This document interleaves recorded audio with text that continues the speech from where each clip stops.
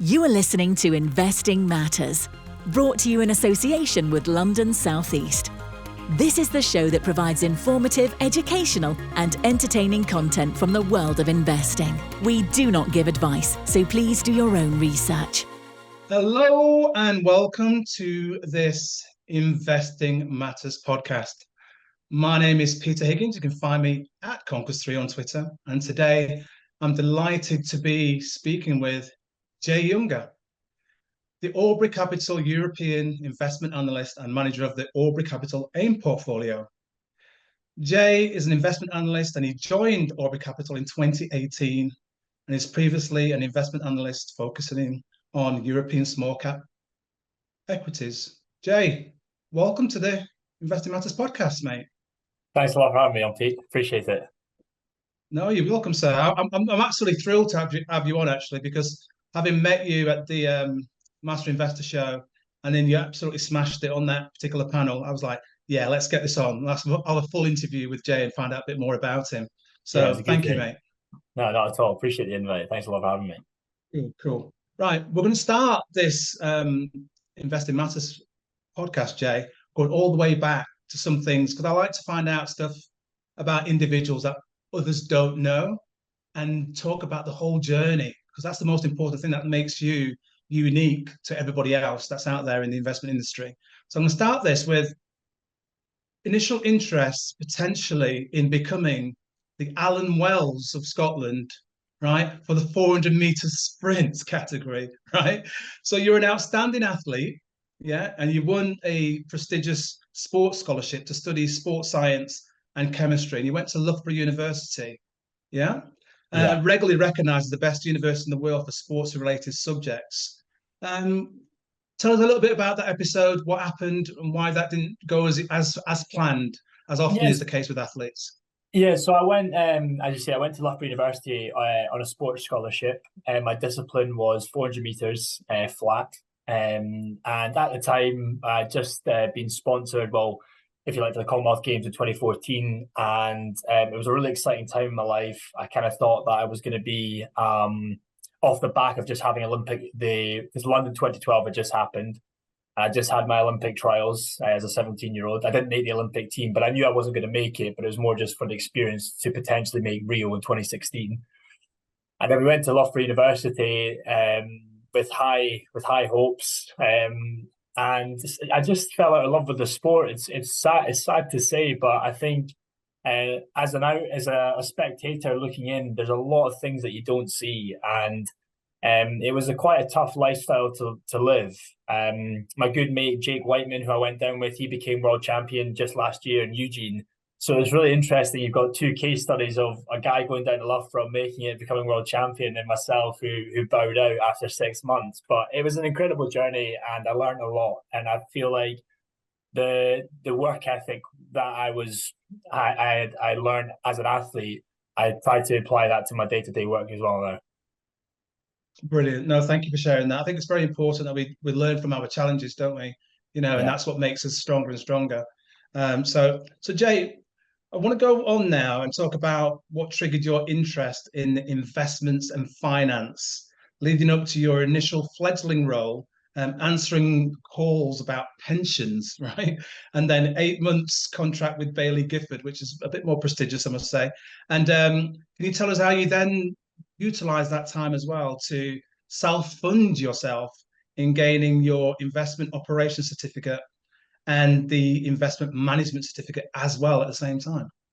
Yeah, so my first job in financial services, I got through a recruiter when I left Loughborough. I was originally cleaning golf clubs at a golf club in Scotland. And I got a job in financial services, and it was as a customer service representative at a pension provider called Aegon. And my job was to answer calls about people's pensions, and a lot of the questions I was getting asked I didn't understand. So the most frequent one I got was, why is the value of my pension changing all the time? And I didn't really understand that myself. And when I was trying to give information back as a 19-year-old at the time, I wasn't giving very comprehensive answers. So I took it upon myself to actually take an interest into why is this happening. And the more I read about it, I discovered the world of investing, and I discovered how people allocate capital to asset classes in order to grow their wealth for retirement. And then I wanted to do one better than working at Aegon, where I was only paid £13,500 as my first salary. And so I got a job with Baillie Gifford as an administrative assistant. And even though I was basically photocopying and scanning loads of papers for the trades that the fund managers had done, but I was right at the back of the office, it opened my eyes into how you actually become an investment analyst. And it was during that time where I saw the graduates doing their professional qualifications. So they were studying for the IOC, the Investment Operations Certificate, the Investment Management Certificate, and CFA.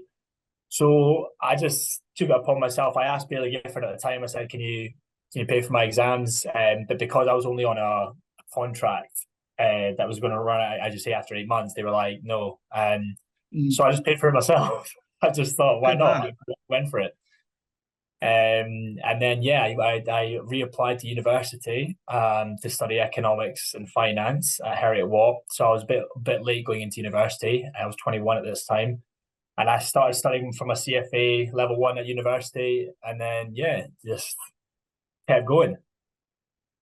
I think you're not saying enough there for me, Jay. Let me just expand on this. So you then decided, I'm going to go back to uni. You commenced your academic studies at Heriot Watt University to study economics and finance at 21. And then you went on to get a first class honours degree, as well as doing your other CFA level 1 and 2. So that's just not hang about here, mate. That's pretty darn good to do all that, because you were like, I now know what I want to do. Yeah. Yeah. So you're back sprinting again now. Yeah, you're doing a degree and you're doing your CFAs at the same time. You're like, I'm on it. Exactly. I mean, I was pretty lucky in the sense that I had a good network around me. So I'm not sure if you know a name, Colin McLean. He founded SVM, Scottish Value Management. Oh, I know him. Yeah. Yeah. So Colin, I'm very good mates with his son. Him and I are very good mates just through school. And Nathan, his name is legend. And Colin helped me, if you like, for visualize where I wanted to go, and he helped me get to my final destination. He helped me craft the path. And when I was speaking to him about when I was at Baillie Gifford, he said the quickest way for you to become an investment analyst, if this is what you have to do, is to return to university to study economics and finance as a chosen degree, and then if you can do your CFA. And once I knew the formula, it was just, like you say, a simple case of just work hard. It was just like athletics. If you tell me the time I want to run and we plan the sessions in advance, all I need to do is just run the sessions. And providing you stay injury free and you keep your head down, you should get there. And that's what we did. Brilliant advice from Colin McLean there. Brilliant advice from him. Well done. And you took the advice. Other people will hear that advice and not do anything about it. You know? Yeah. I was at the time I remember my first lecture in economics. I went directly into second year, I should add. I managed to persuade Heriot Watt University to add me, even though I didn't study A-level maths or economics at school. I said, let me go in directly into second year. And I remember my first lecture, I actually had to get a tutor for my first semester at Heriot Watt, because I didn't understand how to do differentiation, integration, just basic algebra. I didn't know how to do it. So I was like, okay, this is going to be a tough learning curve, but I'm going to have to jump right in. Wow. Kudos to you, mate. Very well done. You stuck it and you went out and smashed it and got a first class honours degree. So very well done. So let's talk now about your first role after graduating. Kempen Capital Management as a junior investment analyst. So you've got through the graduation, you've got through the process, you get your first job, and you're an analyst focusing on the European small cap equities. Please share with us that role as a junior and the insights you gained from it as well. Yeah, I would say I was incredibly lucky. Again, that was through a recruiter how I got that job. And that was my first job, as you say, in the industry. And I feel incredibly lucky to have it. And I'm sure my ex-colleagues at Kempen wouldn't mind me saying this, because they'll all agree with how it ended. It taught me exactly what not to do. And I don't mean that in a bitter way. It's just because, sadly, the two funds were shut down due to poor performance. And as an investment analyst, a junior investment analyst at the time, it taught me exactly what not to do. And what I mean by that is that I think a lot of fund managers and analysts can become obsessed with financial modeling, and they can scrutinize historical annual reports, accounts, etc., to try and build a target price, when really that target price is just a function of the inputs that you've just told the model to tell you. So it's only as good as your assumptions that you tell it. And I think that what that job taught me was it's really important to have a good grasp of valuation and not to overpay for a stock. And that's what that job taught me the most. And when sadly it went bust and I was made redundant after after a year there, despite finally getting CFA after getting through all those exams, I thought, oh great, I can now coast a bit. But no, I lost my job and I found myself back on the labour market after a year after graduating. But yeah, I wouldn't trade that experience for anything, because as I say, it really taught me about how things can go wrong and what not to do. Brilliant. No, that's life's solid journey and a lesson to be learned, mate. Every step of the way. Now, there is a story behind this. I want you to share it. How you gained your initial role at Aubrey Capital, how that came about. Because to me, that's just like a bit of serendipity going around here. Yeah, again, I was lucky that Sharon Bentley Hamlin is the lead fund manager of the European strategy at Aubrey Capital Management, and as you know, her track record is phenomenal. I mean, up until in 2021, absolutely, the fund was the top percentile in Europe over 3, 5, and 10 years. And I first met Sharon at a lunch. We were both just happened to be seeing a company. It's a Dutch company, a property company called PPH. I remember it, and I met Sharon, but obviously it was in the summer of when I was at Kempen, so I didn't action anything. But then when I was looking, I remember thinking, I met Sharon at a meeting. I really took an interest into the questions that she was asking. It wasn't so much the orthodox questions that I was supposedly thought were good questions. They were different. So I sent Sharon an email and I said,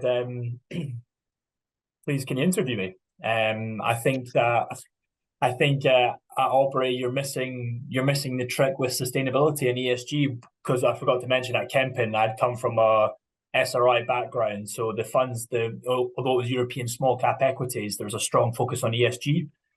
So a lot of the ESG analysis that we did for the companies at Kempen, I thought Aubrey could benefit from the European side at least. So Sharon interviewed me, and it was quite a quick turnaround process. I went through 4 interviews, I think, at Aubrey, and then November 2018 I started. And 5 years later, I'm still here. Absolutely phenomenal. So I want to talk now about those not even 5 years yet, going on to 5 years in November of this year. What you've done, what you've achieved, and how you've gone about it. Because I'm using this theme, and people are going to hate me saying this over and over again. You're on a sprint here, Jay. You're like, Yeah, so I mean, this is probably going to be a bit controversial of me to say, but when I joined Aubrey Capital Management, I was still doubtful about how efficient markets were, and I was still of the belief that really passive management will become the norm, because I didn't have an experience before at Kempen where I saw us actually outperforming the market consistently. Like, yeah, sure, we might beat the market on a 1 month, but then the second month, the third month, we were underperforming. And it just seemed to me that these markets are all efficient. Surely active management doesn't actually work. And then at Aubrey Capital Management, I generally saw firsthand us outperforming the market month on month. And between the years of 2019, 2020, and 2021, I couldn't believe the returns that we were generating. I mean, the first 2019, we had an absolute return of 45%. 2021, it was 27%. And then 2022, it was 22%, all of which we smashed the benchmark. And for me, in my career growing up, I realized we can actually make money here. You can actually make money with good research and a good investment philosophy. And that's what really opened my eyes, Aubrey, when Sharon has taken me under her wing, and I'm hugely grateful for her. And I see her more as a mentor than a boss, because she's actually helped me develop, not just on an analytical level, but on a personal level too. And I feel that that's what Aubrey has really taught me, how to beat the market. And I I think I can say fairly confident now. I've got the recipe to do it. Brilliant. Yeah, I think it's really important to have a good mentor and a good individual to look up to as a role model who's actually doing the doing, not just doing the talk. And she's one of the best female fund managers out there. So you've got a fantastic coach and mentor to have, mate. So well done. Now I want to talk about giving me a little bit of an overview, but also what differentiates Aubrey. You've touched on it a little bit there with the ESG side of it and looking at quality companies. How do they differentiate from the other fund management companies out there?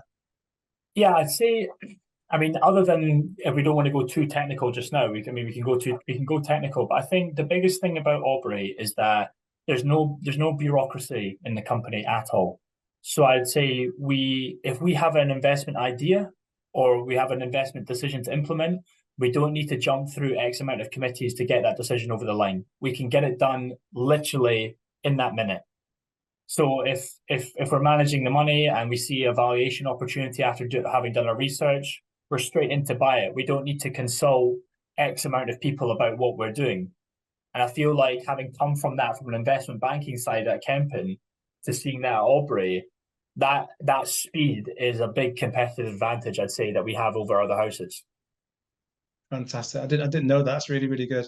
Now, you talked about the competitive advantage. Talk to me now about the investment strategy, which you touched on a little bit when we were at Master Investor Show. The investment strategy for Aubrey Capital, please, Jay. Yeah, so the investment strategy at Aubrey Capital is based on what we like to call the 315s and not overpaying for earnings growth. So the 315 stands for, we only invest in companies which have the ability to grow their earnings year on year at 15%. We only invest in companies which, this is probably the most important plank, the companies that can self-finance that earnings per share growth. So what we call the cash flow return on assets of 15% per annum. And then finally, they have to have a return on equity of 15% per annum too. If a company can fulfill all these 315 hurdles, then the final component is the price to earnings ratio divided by the earnings per share growth. And we won't pay anything over 1.5 times for the companies that we invest in. And I think that why Aubrey is so good is that if you can find companies which are growing at 15% per annum and you're paying a reasonable valuation for that growth, it's almost like companies acquiring other companies in that terms of that IRR, like payback. It's like project management where you're getting that return on the investment. That's what we're looking for, and some. And it's that the ability to self-finance the earnings per share growth is the key. I mean, the reason why 15 is the important part. I mean, I spoke about this in the talk that we did, Pete, at the earlier in this month, where if you think about it, historical performance of equities have returned a real rate of return of around about 5%.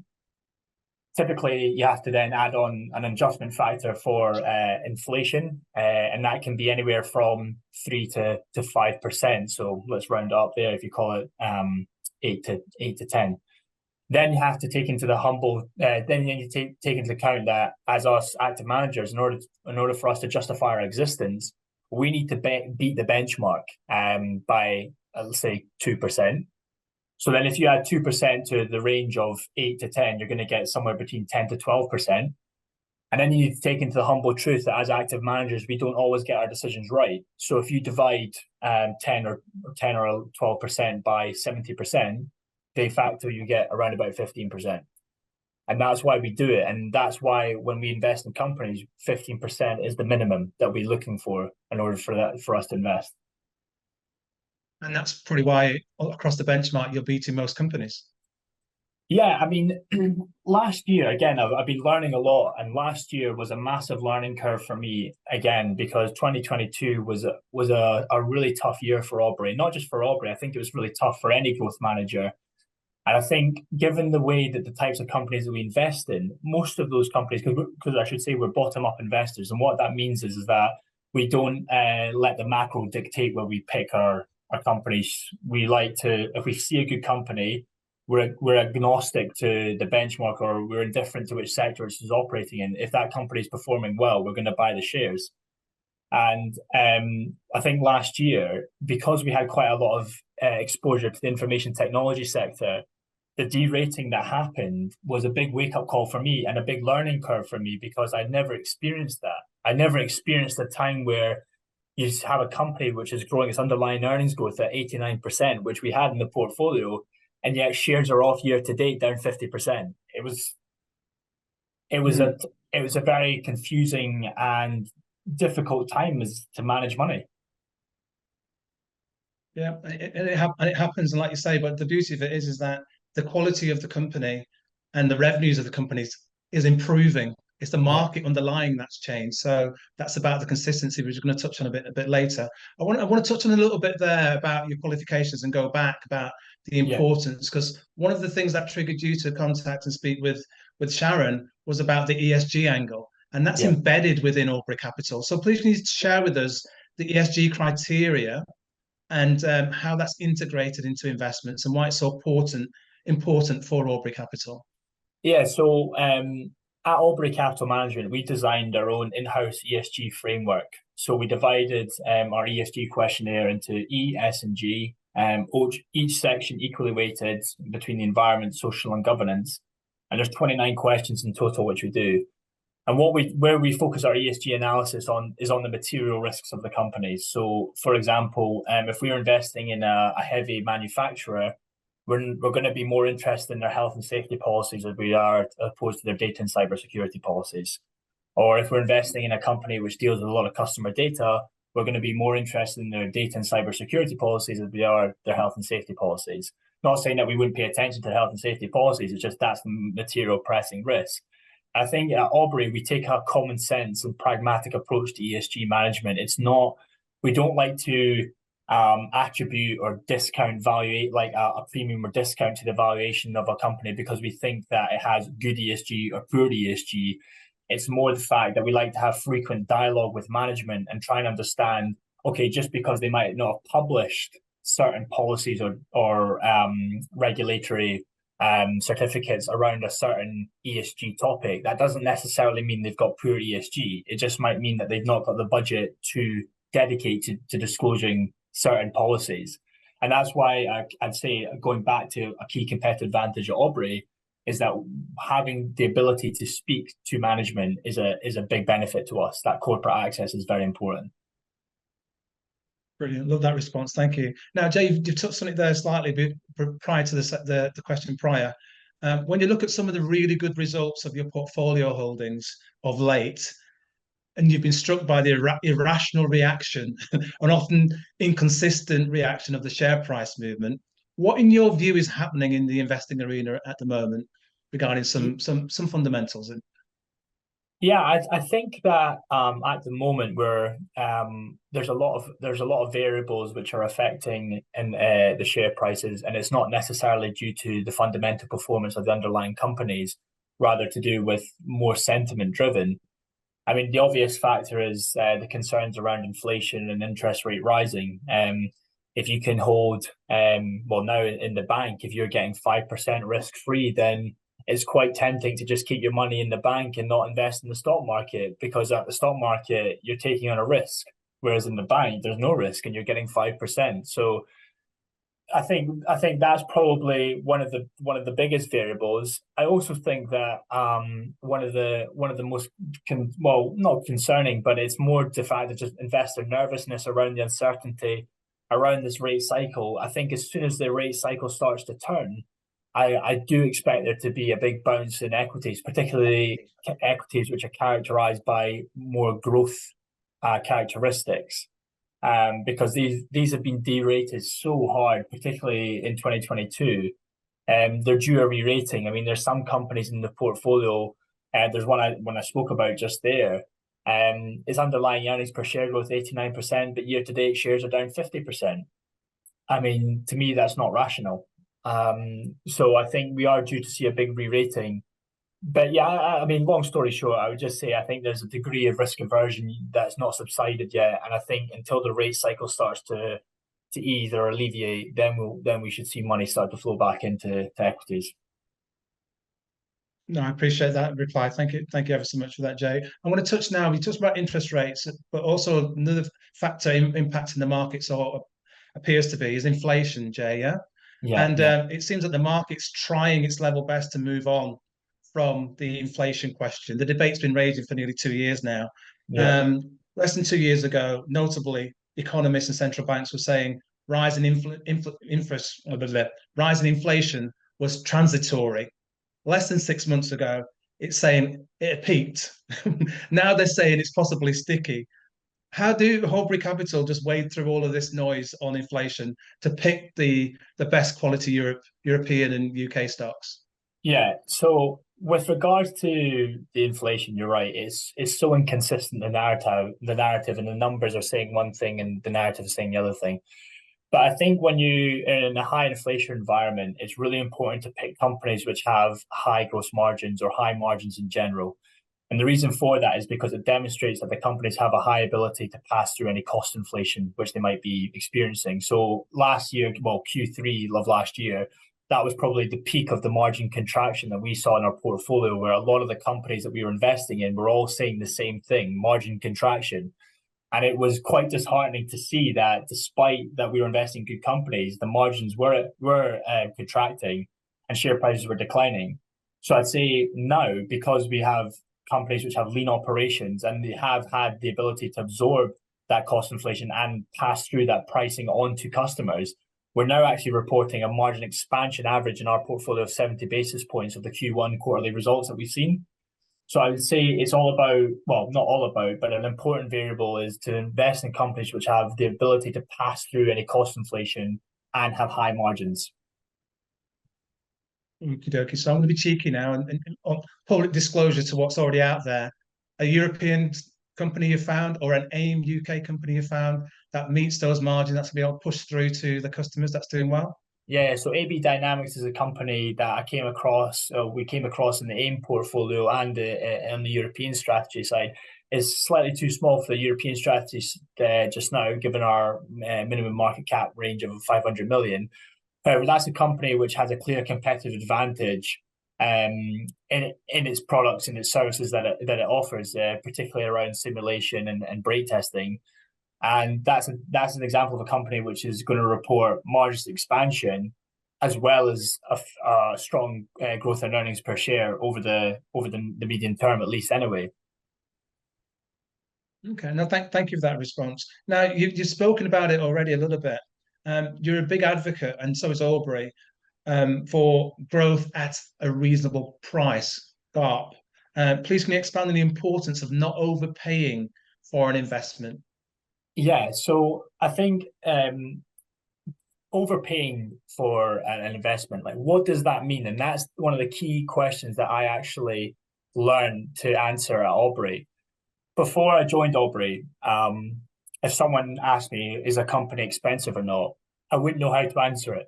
Whether I was looking at the PE or just in isolation, what does an expensive company mean? So at Aubrey, we always talk about relative valuation. So for example, if I told you a company was trading on a PE or a price to earnings multiple of 20 times, but it had an earnings per share growth of 10%, we would consider that to be expensive because we're looking for that peg. So if you did 20 divided by 10, that's a peg of 2.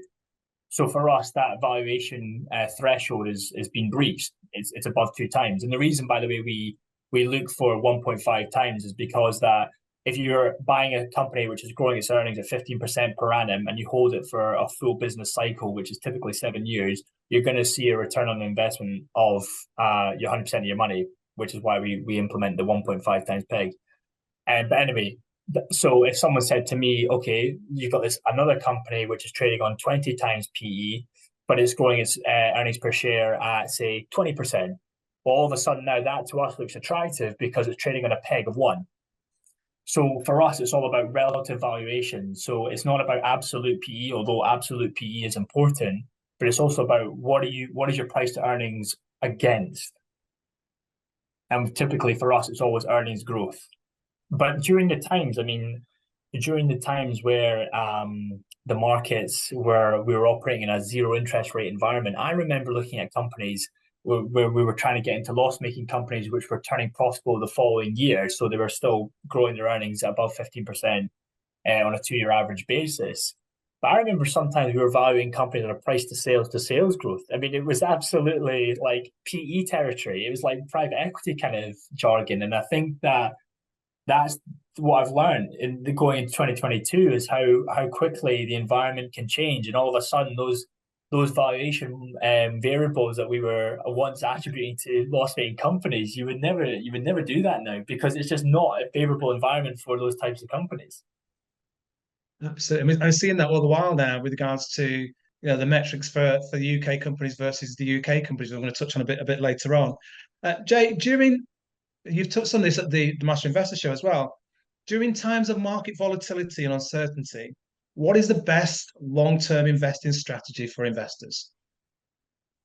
I think during times of uncertainty and volatility, it's really important to invest in companies which can self-finance their earnings per share growth. And that's what we do at Aubrey. So, for example, you're not going to invest in companies which have to lever their balance sheets in order to achieve that earnings per share growth, because when the music stops and they don't have any more ability to bank finance their earnings per share growth, you're going to run into trouble. So I think during times of uncertainty, as long as you're investing in companies which have a healthy balance sheet, and what I mean by that is low debt, lots of cash on the balance sheet, that gives the cash aspect gives the company optionality. So it gives the company the ability to do buybacks, dividends, acquisitions, and reinvest into the company via capex. Having a company which has the ability to do all that, as well as being able to self-finance the earnings per share growth, you can't go far wrong. And if you're paying that at a reasonable price, despite short-term share price volatility, you should be in good stead. Brilliant. I love that response. Now, I want to touch on something personal to yourself, Jay. I know that you are immersed and passionate about everything that Aubrey Capital does, but what do you do in your own personal investing? Do you just have all your eggs in the Aubrey basket, or do you do a little bit of on your own outside of the ISA? Yeah, no, it's an interesting question. Typically, I do have money in the Aubrey funds for sure, but I find that I'm much more willing to take a risk when it's my own money. And typically, I don't know if it's a cognitive or an emotional bias I have, but sometimes I'm attracted to loss-making companies, and I have been burnt every time. So I think in my own personal investing, I've learned the hard way of deviating from our investment philosophy and being burnt. But I invest in companies, typically it's technology. So I have got a large position in my SIP and Tesla. I've bought positions in Nvidia. I have a position in trying to think off the top of my head, other good ASML. So I've got more of the semiconductor BE semiconductors. So I've got more of an exposure to those semiconductor names, I would say, in my own SIP. I wouldn't say that's necessarily the recommended approach, but it's if it's your own pension, it's your own money, and you're willing to take the risk for it. I mean, for me, I don't mind. No, that makes perfect sense to me. I think the beauty of it is that it's commendable that you're saying I'm actually taking more risk, and you recognise it's more risk, and the strategy that you're extolling for everyone that should be taking lower risk, because you're much younger than everybody else that I know, is to go the way of the Aubrey Capital way, which has been proven as a long-term winning strategy. Yeah, exactly. I think at Aubrey as well, we have a risk management process in our portfolios where we never let a position weight above 5% of the fund. And I mean, you probably remember the scandal with Wirecard, the German payment. Yes. Yeah. And I think that a lot of some fund managers in the industry had that position in their portfolio well above 10%. And again, when that came crashing down, it really hurt, and it was a really painful experience. And I think a lot of people got burnt. And at Aubrey, we had that 5% weight, which may hurt us on the upside, because a lot of the companies that we invest in are starting to they reach that 5% ceiling, and we have to take profit out of them. But it's more of a risk management tool, and I think that I don't do that in my own investments, but for anyone who does, maybe that should be a risk management protocol which they should implement. You touched on Wirecard, and we've just seen what's been happening with some of the US banks, First Capital, Silicon Valley Bank, and even the mighty Credit Suisse. What's the Aubrey Capital process for triggering and selling and exiting a stock? Yeah, for us, it comes down to two. It comes down to two key variables in the sell discipline. Number one is valuation. So if a company's valuation is above that 1.5 times limit, we're not afraid to sell. And the second part to that is that if the company is not achieving that 15% earnings per share growth, we're out. And that allows us to keep our portfolios fresh and to make us constantly look for good ideas. I mean, that's the thing at Aubrey. We're not afraid to sell or kick our love stocks out the portfolio because they're not performing. We will do it, and we have done it. And it means that we do keep our portfolios fresh, and we're always looking for companies which can grow their earnings at 15%. And if there's one this year that's not doing it, and it might not do it the next year, like for example, at the time where we invested in HelloFresh, just get rid of it and we look for the next one. We're always constantly looking for new ideas. Brilliant. I mean, it appears to me also that the private equity companies are also looking for fresh ideas all the time. The only time most of the time I see a takeover going on at a premium, bearing in mind that private equity are always looking for bargains. We seem to be having a constant argument about our stocks, UK stocks, being undervalued, Jay. But the private equity companies are the ones that are coming buying. Why don't we put as much of a good valuation on our own stocks as fund managers, economists, stakeholders in companies that are listed in the UK? Yeah, it's really interesting you say that, because you've had THG, which has been a disaster of a listing. You've also had Deliveroo, which was a disaster of a listing. You had Made.com, that went bust. I mean, you had all these. You're right. You had all these great companies in the UK, and yet they all seem to get bust. And I think it comes down to genuinely the UK's outlook on risk and the appetite for risk versus the US. And I think in the US, investors are much more forgiving of loss-making companies, or they're much more patient than they are in the UK. I think in the UK, arguably, I mean, this is just my opinion, we're maybe too short-term. We're maybe too focused on the quarterly numbers. We're too focused on, we want the profits now, we want the break-even point now, we want the free cash flow coming in. But in the US, I think they're okay to digest that, okay, we're going to have maybe 2 years of losses, but then the company should become self-sufficient in its earnings growth. So that would be my take on it. I'm not sure. Maybe just the UK investors aren't as willing to take a risk. I agree with you. I think that is the case. And often we don't allow them to grow long term. We don't have something going from a tiny little acorn to a big tree. Acorn became Arm, and what did we do? We sold it to SoftBank, and now we're still complaining about it not listing here. Silly, just silly. I saw today in the Times that the UK government is going to invest $1 billion into semiconductor chips in the UK. I mean, it's substantially below the US and other areas, but it's a start, right? It's a start. We have to take the crumbs from the table we can get, mate. That's the essential. 1 billion compared to 100 billion. It's just ridiculous, really. Yeah.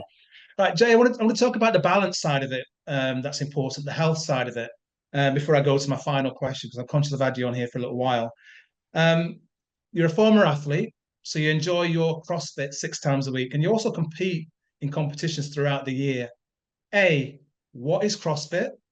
And why is it important for all investors, fund managers, and other people that are in the rigors of investing, to find something else outside of investing to keep themselves balanced and healthy? Yeah. So for me, CrossFit is a functional fitness sport. It is a sport because you can compete in it, and it tests all elements of fitness. So what I mean by that, it tests your cardiovascular endurance, it tests your muscular endurance, it tests top end strength, it tests gymnastics, it tests flexibility, coordination. You have to be totally engaged and focused when you're doing CrossFit. And the reason why I love it so much is because it's a complete distraction outside of work. When I'm doing CrossFit, it's the only thing where I'm totally focused on at that moment in time in the present is the CrossFit. And if I'm doing a competition, I'm only focused on doing my best in that competition. And I'm not thinking about balance sheets, earnings per share growth. I'm thinking purely about, I'm in a lot of pain right now. Let's get to the end and hopefully I can survive. No, I love that. I'll have to investigate it further. I'm more about mindful meditation at the moment, Yeah, and but occasional long walks. But yeah, no, I'll but have I to look mean, at that. everyone has their different outlets. If it is meditation or if it is going for a walk, then that's your way, and there's no right or wrong to it. That's your way. That's your way. For me, that my way is loud music, being in a hellhole. That's for me. No, I love that reply. Thank you ever so much, Jay. Now, it's been an absolute delight to have you on here, Jay, and learn a bit more about your investing and learn about you more as a person. But I want to end this particular interview with this question for you. And I get you, I sense you've almost answered this already. But I think, this is a very important one for you to answer. With regards to your investment principles, what drives your passion to become the best fund manager that you can possibly be, not only for yourself, for Aubrey Capital, but also for your clients? So I get the sense that you're right, absolutely on it. Yeah, it's a good question. I just think it goes back to athletics, and I mean that, where you can always surprise yourself at how good you can become. And I remember thinking when I was first doing athletics, I remember thinking, God, I'll never break 50 seconds for a 400. And then I did it. And then I remember thinking when I started my investment journey, going, God, I would love to get CFA, but I don't think I can do it. And then I got it. So for me, it's always just trying to push myself to the point where I surprise myself. And sometimes I look at a task and it is challenging and it gives me that feeling in my stomach where I go, oh God, maybe I've bitten off more than I could chew here. But that's what motivates me, is to be able to put myself in those positions where I'm not afraid to take on responsibility, or I'm not afraid to make a decision. And if I do fall flat on my face, I'll hold my hands up and I'll do my best to learn. But I'm always constantly trying to push myself. As I say, me and my brother always call it pushing our red line just one further. Just being uncomfortable, being comfortable with being uncomfortable. Brilliant. I absolutely love that response, mate. And I think I just know you're going to do absolutely brilliantly going forward. And Sharon, I no doubt, will be absolutely so proud of what you've done in the past 5 years. You know what I mean? And what you're going to do in the next 5 as well. And the Aubrey Capital team, I speak to John quite often. He's absolutely so thrilled with you, So yeah, kudos to you, mate. And long may your progress continue. It means a lot, man. I appreciate it. And again, thanks for having me on this. And I hope to see you soon. No doubt I will. You will. I'll be down in London soon. Okay, ladies and gentlemen, that was Jay Younger, the investment analyst from Aubrey Capital and the Aubrey Capital AIM Portfolio Manager. Jay, thank you ever so much. Take care. God bless you, sir. Thanks a lot, guys. Appreciate you having me on. Thank you for taking the time to listen to Investing Matters. Be sure to check out the London South East website for free tools and info to research your next investment. You can also join in the conversation on our social media channels. And don't forget to subscribe to our YouTube channel for more content, including our CEO interviews. Catch you next time.